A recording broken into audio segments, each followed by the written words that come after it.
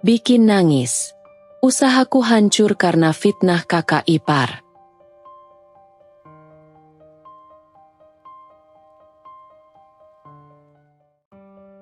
Aku selalu bermimpi memiliki bisnis sendiri, dan ketika akhirnya aku dan Sahrul, suamiku, membuka warung makan kecil di pinggiran kota, rasanya seperti mimpi yang jadi kenyataan. Kami mulai dari nol, dengan modal tabungan yang kami kumpulkan selama beberapa tahun. Warung sederhana ini kami bangun dengan tangan kami sendiri. Lantainya dari semen kasar, dindingnya dari anyaman bambu, dan hanya ada beberapa meja dan bangku kayu yang tertata rapi di dalamnya. Namun, di balik kesederhanaan itu, kami memiliki satu rahasia. Resep ayam goreng spesial yang aku pelajari dari ibuku. Sayang, ayam goreng buatan kamu ini pasti bakal bikin pelanggan balik lagi dan lagi, kata Sahrul suatu malam, ketika kami sedang memasak untuk persiapan buka besok. Aku tersenyum, menatap wajan yang penuh dengan ayam goreng keemasan yang renyah di luar dan lembut di dalam. Hari demi hari, warung kami semakin ramai. Pelanggan datang tidak hanya dari lingkungan sekitar, tetapi juga dari luar kota. Hidangan andalan kami, ayam goreng, menjadi sangat populer.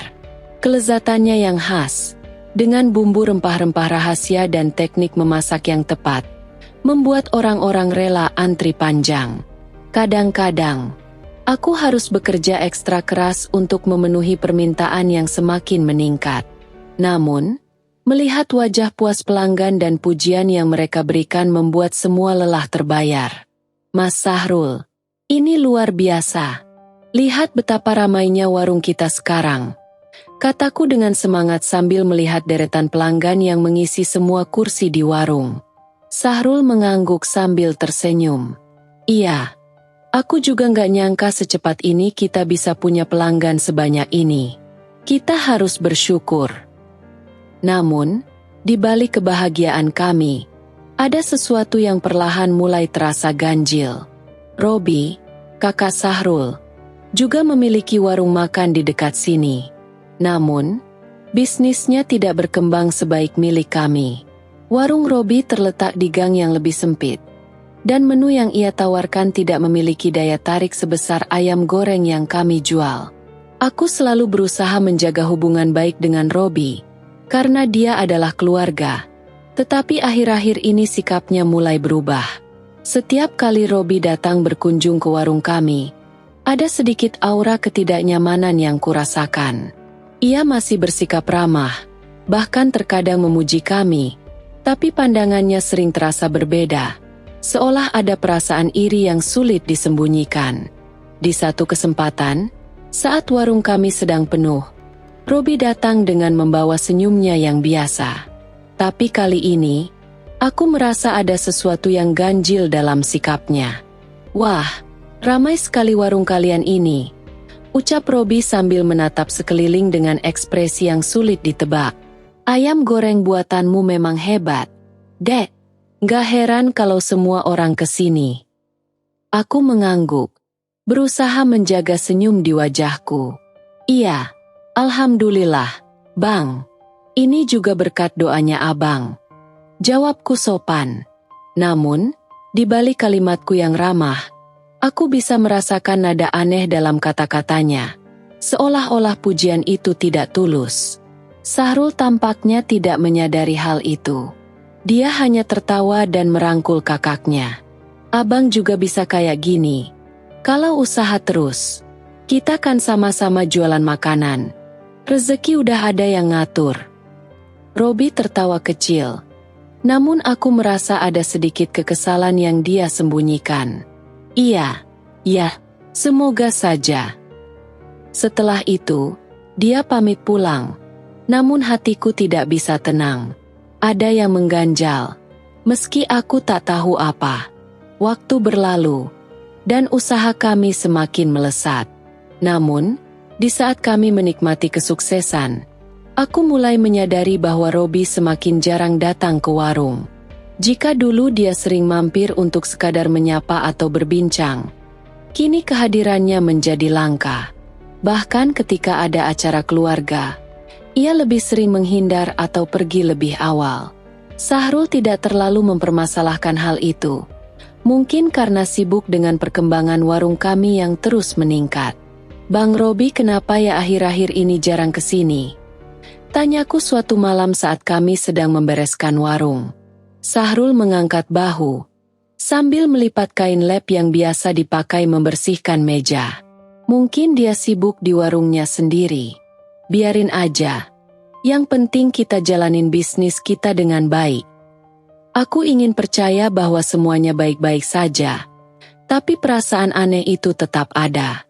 Entah kenapa, aku merasa bahwa ada sesuatu yang salah. Dan benar saja, firasatku mulai terbukti ketika satu demi satu kejadian aneh terjadi, yang pada akhirnya membuat kebahagiaan kami perlahan pudar. Pagi itu, aku merasa ada yang berbeda di warung. Biasanya, dari jam 8 pagi, pelanggan sudah mulai berdatangan, antri untuk menikmati sarapan ayam goreng kami. Namun, kali ini, suasana terasa sepi. Aku mengintip keluar warung, berharap melihat deretan motor dan mobil pelanggan yang biasa memenuhi parkiran. Tapi yang kulihat hanyalah jalanan yang lengang. "Kenapa sepi, ya?" gumamku, merasa aneh. Sahrul, yang sedang menata bumbu di dapur, mendekatiku. Dia juga terlihat heran. "Mungkin orang-orang lagi sibuk, atau ada acara di tempat lain," ujarnya mencoba menenangkan, meski aku bisa melihat kekhawatiran di wajahnya. Tapi ini bukanlah kesibukan biasa. 1 jam berlalu, dan warung kami yang biasanya penuh masih tampak kosong. Hanya 1-2 pelanggan datang. Itu pun hanya membeli dalam jumlah kecil. Perasaanku semakin tidak enak. Menjelang siang, seorang pelanggan setia, Bu Ratna, datang. Biasanya, ia membeli ayam goreng dalam jumlah besar untuk keluarganya. Namun hari ini, ia hanya memesan 1 bungkus. Ketika aku menyerahkan pesanannya, ia menatapku dengan ragu. "Bu Ratna, kau pesan sedikit? Biasanya kan beli untuk sekeluarga." Tanyaku mencoba ramah. Wajah Bu Ratna tampak canggung, seolah-olah ingin mengatakan sesuatu tapi ragu. Setelah beberapa detik hening, akhirnya dia berbicara pelan. "Maaf ya, Mbah, saya cuma beli 1 hari ini. Soalnya, kemarin saya dengar gosip yang gak enak tentang warung ini." Dadaku langsung berdebar. "Gosip apa, Bu?" Bu Ratna tampak gelisah. Katanya, ayam yang dipakai di sini ayam tiren. Seakan disambar petir. Aku terdiam. "Apa? Ayam tiren?" tanyaku, setengah tak percaya. "Iya, saya nggak percaya. Tapi banyak yang ngomong. Makanya warung ini jadi sepi. Saya cuma kasih tahu, biar Mbak tahu juga. Hati-hati, ya." Bu Ratna bergegas pergi setelah mengatakan itu, meninggalkanku dalam kebingungan dan ketakutan. Aku masuk ke dapur dengan langkah berat, menemui Sahrul yang sedang memotong ayam. "Mas, ada gosip beredar tentang warung kita," kataku dengan suara serak. Sahrul berhenti bekerja, menatapku dengan serius. "Gosip apa?" Katanya kita pakai ayam tiren. Sahrul terdiam sejenak, seakan tidak percaya dengan apa yang baru saja ia dengar. "Ayam tiren? Itu kan ayam yang mati sebelum disembelih. Kita nggak pernah pakai ayam kayak gitu." Aku mengangguk, mencoba menenangkan diri. "Iya, aku tahu. Tapi entah kenapa, gosip ini sudah menyebar. Lihat aja, hari ini warung kita sepi banget." Sahrul memukul meja dengan kesal. "Ini pasti ada yang sengaja nyebarin fitnah. Siapa yang berani-beraninya ngelakuin ini ke kita?" Kebingungan dan kemarahan memenuhi pikiran kami. Kami tahu bahwa kami selalu membeli ayam segar dari pemasok terpercaya. Bahkan, Sahrul sering memeriksa sendiri ke tempat penyembelihan ayam untuk memastikan semuanya sesuai dengan standar halal dan kebersihan. Namun, fitnah ini sudah terlanjur menyebar, dan pelanggan kami mulai ragu. Hari-hari berikutnya, suasana warung kami semakin suram. Pelanggan yang biasanya selalu mampir kini memilih warung lain. Beberapa bahkan sengaja menghindar ketika melewati warung kami, seolah-olah takut terlibat dalam masalah yang tidak ada buktinya. Kami berusaha tetap tegar, tapi dampaknya sudah terlalu besar. Kita harus lakukan sesuatu. Mas, kita nggak bisa diam aja sementara fitnah ini terus menyebar, kataku di satu malam, setelah warung tutup dengan hasil yang sangat mengecewakan. Hanya ada sedikit uang masuk, padahal biasanya warung kami ramai dari pagi sampai malam. Aku tahu. Sahrul menghela napas panjang. Tapi kita harus cari tahu dulu siapa yang nyebarin fitnah ini. Kami mencoba berbagai cara untuk mengklarifikasi. Sahrul menghubungi beberapa pelanggan setia kami, berusaha meyakinkan mereka bahwa rumor itu tidak benar. Dia bahkan meminta pemasok ayam untuk membantu menjelaskan bahwa kami selalu membeli ayam segar dan sehat. Namun, meski beberapa pelanggan percaya, banyak yang masih ragu. Dalam usaha kecil seperti ini, sekali muncul rumor buruk, dampaknya bisa sangat fatal. Suatu hari, saat aku sedang membersihkan meja, Pak Rahmat, salah satu tetangga kami, datang. Wajahnya penuh keraguan, tapi ia terlihat ingin menyampaikan sesuatu. Mbak Tias, Mas Sahrul, saya cuma mau kasih tahu, saya dengar dari orang-orang. Katanya ada yang melihat ayam-ayam mati dibawa ke sini tengah malam. Saya nggak percaya, tapi gosip itu makin besar. Ucapnya dengan hati-hati. Aku dan Sahrul saling pandang, terkejut dan marah sekaligus. Siapa yang bilang begitu, Pak? Tanyaku. Warga sekitar sini juga. Tapi kalau dipikir-pikir, aneh juga. Mereka bilang katanya ayam-ayam itu dibawa pakai truk kecil. Tapi selama ini saya nggak pernah lihat truk masuk ke sini malam-malam. Aku langsung tahu bahwa ini fitnah yang disengaja. Pak Rahmat, kami nggak pernah pakai ayam mati. Ini semua bohong. Pak Rahmat mengangguk pelan. Saya percaya sama kalian. Tapi ini bukan sekadar gosip kecil. Orang-orang mulai percaya. Dan kalian harus cepat-cepat selesaikan ini sebelum terlambat. Setelah Pak Rahmat pergi, aku merasa hancur. Bagaimana mungkin ada yang tega menyebarkan rumor sekejam ini? Dan kenapa harus kami yang jadi korban? Malam itu, aku dan Sahrul duduk bersama di dapur, memikirkan langkah berikutnya. Kami tahu, usaha kami terancam. Dan lebih buruk lagi, kami semakin yakin bahwa ini bukanlah sekadar gosip yang muncul begitu saja. Ada seseorang di balik semua ini. Seseorang yang ingin menjatuhkan kami. Malam itu, aku duduk bersama Sahrul di depan warung yang sepi. Sambil memegang segelas teh hangat, aku menatap ke jalan yang biasanya ramai oleh pelanggan yang hilir mudik. Tapi sekarang hanya sunyi. Tidak ada lagi suara riuh pelanggan. Tidak ada aroma lezat ayam goreng yang biasanya menggugah selera orang-orang di sekitar. Mas Sahrul, kenapa bisa begini? Siapa yang tega menyebarkan fitnah seperti ini? Tanyaku pelan, suaraku gemetar. Sahrul menunduk. Tampak berpikir keras. Aku nggak tahu, sayang.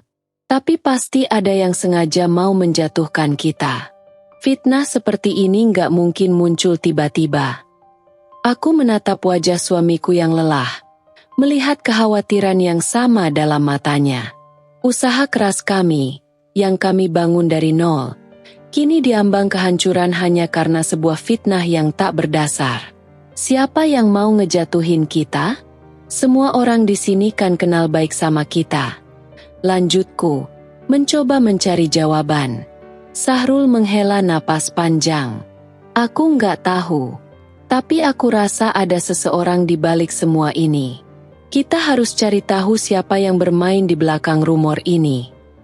Aku mengangguk setuju, meskipun hatiku penuh kekhawatiran. Perlahan, aku mulai mengingat kembali segala sesuatu yang terjadi belakangan ini. Robi, kakak ipar kami yang dulu sering datang ke warung, tapi belakangan semakin jarang muncul. Robi yang juga memiliki warung makan, tapi tidak seramai warung kami. Apakah mungkin? Aku menggigit bibir, menahan pertanyaan yang semakin menguat di dalam benakku. Tapi aku tidak berani menuduh tanpa bukti. Mungkinkah Robi, kakak Sahrul sendiri, yang menyebarkan fitnah ini? Jika benar, maka ini lebih dari sekadar persaingan bisnis. Ini adalah pengkhianatan yang sangat kejam. Malam semakin larut, tapi pikiranku tidak bisa tenang. Fitnah ini sudah membuat segalanya menjadi berantakan. Dan aku tahu kami harus segera mencari jalan keluar sebelum semuanya terlambat. Pagi itu, suasana warung masih lengang seperti hari-hari sebelumnya. Pelanggan yang dulu setia datang tiap pagi, kini hanya tampak lewat di depan tanpa berhenti. Sahrul sedang sibuk membersihkan meja yang sudah jarang disentuh pelanggan. Sementara aku memotong sayur di dapur dengan pikiran yang terus berkecamuk. Di balik perasaanku yang campur aduk, satu hal terus menggema dalam kepalaku. Robi, kakak ipar yang selalu datang dengan senyum ramah. Tetapi entah mengapa akhir-akhir ini terlihat berbeda. Sejak rumor soal ayam tiren mulai menyebar, Robi lebih sering muncul di warung kami. Namun, yang tadinya kunjungan penuh keakraban, kini beralih menjadi momen yang dipenuhi nada-nada mengejek dan komentar yang membuat hatiku tak nyaman. Ayam kalian hari ini kayaknya kurang segar. Tuh, makanya sekarang warungnya sepi? Hati-hati, nanti pelanggan kabur, ujar Robi suatu pagi sambil tertawa kecil. Meskipun ia mengatakannya dengan nada bercanda, ada sesuatu dalam intonasinya yang membuat dadaku sesak. Sahrul, yang selalu berpikir positif tentang kakaknya, hanya menanggapi dengan senyum kecut. Ah, Bang, bercandanya jangan begitu dong. Gak enak didengar kalau ada pelanggan lain yang dengar. Tapi Robi hanya mengangkat bahu sambil menyisir rambutnya ke belakang. Sebuah gestur yang sering kulihat ketika dia merasa puas dengan dirinya sendiri. Santai aja, Sahrul. Aku cuma kasih saran. Lagian, sekarang persaingan warung makin ketat. Kualitas makanan harus tetap dijaga. Setelah Robi pergi, aku menatap Sahrul dengan perasaan tak menentu. Kamu nggak ngerasa aneh, Mas? Bang Robi sering banget ngomong kayak gitu akhir-akhir ini. Sahrul menghela napas, lalu melirik ke arah pintu warung yang baru saja ditinggalkan Robi. Aku tahu, sayang. Tapi dia kan kakakku. Mungkin dia cuma khawatir. Tapi aku tidak bisa menepis firasat buruk yang terus menghantuiku. Mungkin Sahrul ingin mempercayai kakaknya. Tapi aku tidak bisa begitu saja menutup mata terhadap perubahan sikap Robi. Semakin hari, semakin banyak hal yang membuatku curiga. Seminggu kemudian, kami mulai mendengar sesuatu yang lebih aneh. Beberapa pelanggan lama yang jarang terlihat mulai mampir ke warung, bukan untuk membeli, tapi hanya sekadar mengobrol dan memperingatkan.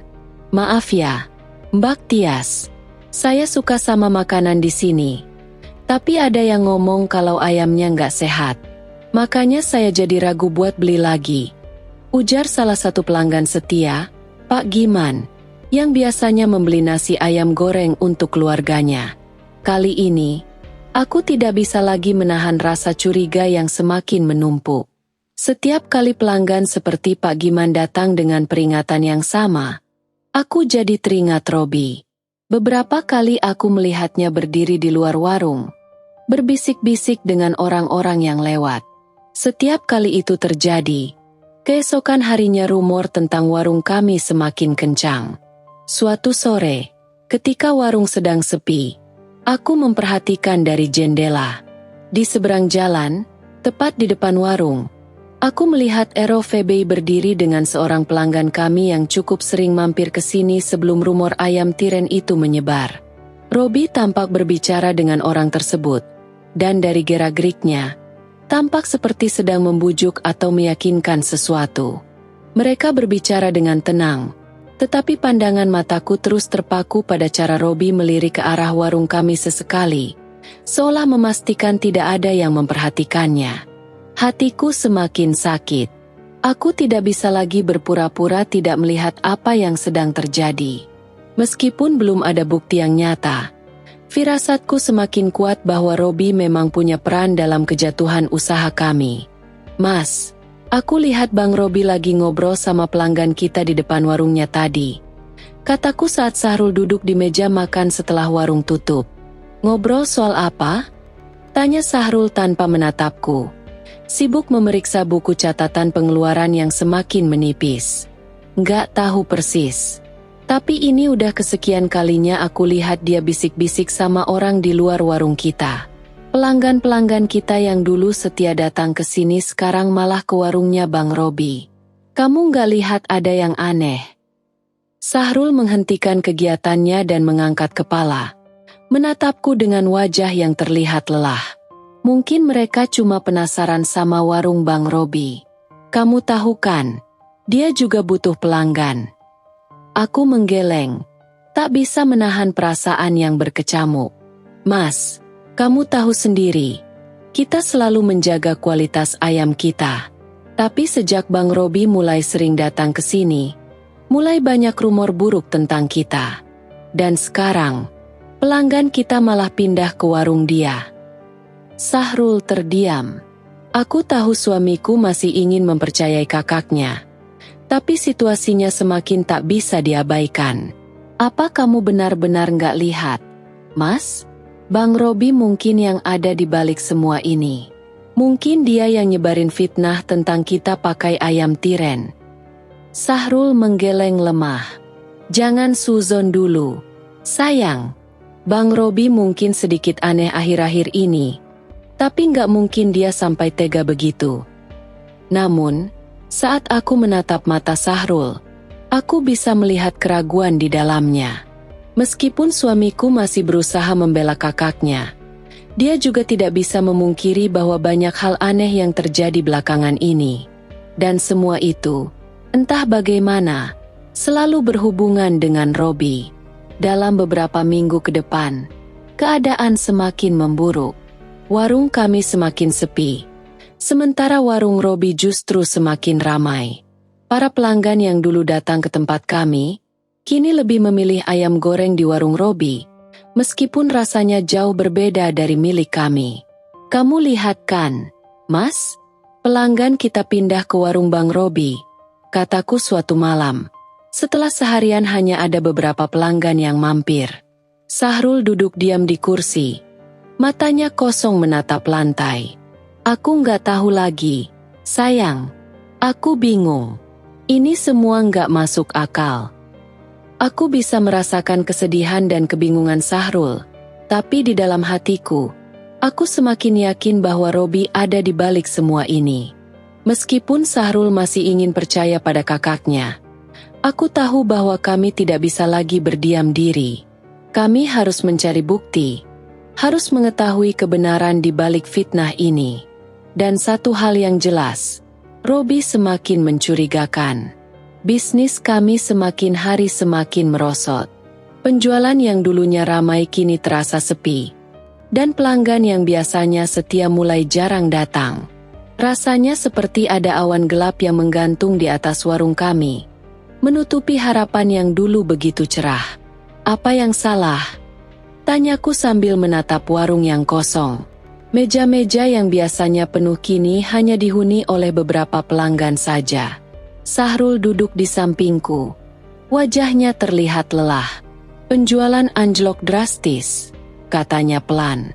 Kita mungkin harus mulai memikirkan cara untuk mengurangi jumlah karyawan. Kita nggak bisa terus-terusan seperti ini. Hati ini terasa semakin berat. Kami sudah bekerja keras membangun bisnis ini dari nol. Dan sekarang semua terasa runtuh di depan mata. Karyawan yang selama ini membantu kami terpaksa kami kurangi, demi mempertahankan warung agar tetap bertahan. Di sisi lain, warung Robi justru semakin ramai. Setiap kali melewati tempatnya, aku bisa melihat antrian panjang dan tawa pelanggan yang puas. Ada sesuatu yang tidak beres. Ini pasti ada hubungannya dengan rumor ayam tiren itu, gumamku. Sahrul mengangguk. Meski ragu, tapi kita nggak punya bukti. Siapa yang menyebarkan rumor itu? Kecurigaan terus mengusik pikiran kami. Meskipun belum ada bukti yang kuat, kami semakin yakin bahwa ada seseorang di balik semua ini. Seseorang yang sengaja ingin menghancurkan kami. Tapi siapa? Di saat kami masih berusaha mencari jawaban, beban finansial semakin menekan, dan masa depan. Hari-hari berlalu dengan perasaan hampa di hatiku. Warung kami yang dulu ramai kini sepi seperti kuburan. Pelanggan-pelanggan yang setia berhenti datang. Seolah-olah rumor ayam tiren itu menjadi kutukan bagi bisnis kami. Namun, ada beberapa yang masih berani datang. Mereka yang sudah lama menjadi pelanggan dan tahu betul bahwa kami selalu jujur. Bu, saya dengar rumor ini dari seseorang yang dekat dengan keluarga Sahrul, kata salah satu pelanggan setia suatu sore. Wajahnya penuh kekhawatiran. Hati-hati saja, ya. Hatiku berdegup. Dugaan yang selama ini aku pendam mulai terasa semakin nyata. Aku mengucapkan terima kasih dan mencoba bersikap biasa saja di depan Sahrul. Meski di dalam hati, aku sudah semakin yakin bahwa Robi pasti ada hubungannya dengan fitnah ini. Namun, Sahrul tetap mempertahankan harapannya terhadap Robi. Dia kakakku, dia nggak mungkin ngelakuin hal seperti itu, katanya sambil menatapku. Aku harus tetap percaya sama dia. Aku hanya bisa mengangguk, meskipun di hatiku, perasaan curiga semakin kuat. Malam itu, setelah kami selesai menutup warung, aku dan Sahrul duduk bersama di meja makan, merancang strategi untuk mengembalikan reputasi warung kami. Kami sepakat untuk menawarkan diskon besar-besaran, mempromosikan hidangan kami di media sosial, dan memperkuat hubungan dengan pelanggan setia. Ini adalah pertarungan besar untuk menjaga bisnis yang sudah kami bangun dengan susah payah. Namun, ada sesuatu yang aneh. Di saat warung kami mulai berjuang untuk bangkit, tiba-tiba muncul laporan dari beberapa pelanggan warung Robi. Mereka mengeluhkan bahwa ayam goreng di sana terasa aneh dan sedikit berbau. Apa mungkin? Aku menatap Sahrul, berharap dia mengerti maksudku. Sahrul menghela napas panjang. Masih belum sepenuhnya yakin. Kita nggak boleh langsung menuduh. Tapi ini jelas nggak beres. Kabar mulai tersebar tentang kualitas ayam di warung Robi. Warga mulai berbisik-bisik. Meskipun Robi terus bersikap tenang dan yakin bahwa tidak ada yang salah dengan dagangannya. Dari kejauhan, aku memperhatikan bagaimana Robi berbisik kepada beberapa pelanggan di luar warung kami. Sesekali, aku menangkap tatapan yang penuh keyakinan bahwa dia sudah memenangkan pertempuran ini. Dia makin arogan, kataku pada Sahrul suatu malam. Kita harus bertindak sebelum semuanya terlambat. Sahrul mengangguk pelan, meskipun masih ada keraguan di matanya. Aku tidak bisa lagi menahan rasa penasaran dan kecurigaan. Aku memutuskan untuk melakukan penyelidikan diam-diam. Aku mulai berbicara dengan beberapa warga yang mengeluh tentang ayam di warung Robi. Banyak yang menyatakan bahwa ayam di sana berbau aneh. Bahkan beberapa mulai menghindari makan di sana. Suatu hari, seorang pelanggan memberiku sampel ayam goreng dari warung Robi. Tanpa sepengetahuan Sahrul, aku membawanya ke seorang teman yang bekerja di laboratorium kesehatan. Aku ingin memastikan apakah dugaan kami benar. Ketika hasilnya keluar, duniaku seakan terbalik. Ayam itu terbukti tidak layak konsumsi. Ayam tiren. Dengan bukti di tangan, aku dan Sahrul mulai merangkai potongan-potongan teka-teki yang selama ini membingungkan kami. Semua kecurigaan kami terhadap Robi terbukti benar. Dialah yang sebenarnya menggunakan ayam tiren selama ini, sementara dia menyebarkan fitnah tentang warung kami. Ini nggak bisa dibiarkan, kataku tegas pada Sahrul. Sahrul terdiam sejenak, menatap foto hasil laboratorium di tangannya. Dia kakakku, tapi kalau ini benar, kita harus melakukan sesuatu. Malam itu, aku dan Sahrul mengumpulkan keberanian untuk menghadapi Robi. Di depan seluruh keluarga besar, kami membeberkan semua bukti yang kami temukan. Robi terlihat pucat, dan untuk pertama kalinya, dia tampak kehilangan kendalinya. "Kamu nggak punya bukti," serunya, meskipun suaranya mulai gemetar. "Kami punya semuanya," jawab Sahrul dengan tenang. "Kamu fitnah kami, sementara kamu sendiri yang sebenarnya melakukan hal itu." Keluarga terdiam. Robi tak mampu berkata-kata lagi. Dan di depan seluruh keluarga, Sahrul akhirnya menatap kakaknya dengan rasa kecewa yang mendalam. "Aku selalu percaya padamu, tapi ini kamu sudah merusak segalanya." Kabar tentang ayam tiren di warung Robi menyebar dengan cepat. Warga yang pernah membeli dari sana mulai marah. Beberapa dari mereka bahkan meminta pertanggungjawaban atas apa yang mereka konsumsi. Media lokal mulai meliput kasus ini, dan dengan cepat reputasi Robi hancur. Warung Robi ditutup sementara untuk penyelidikan. Sementara itu, kami mulai mendapatkan kembali pelanggan yang dulu setia.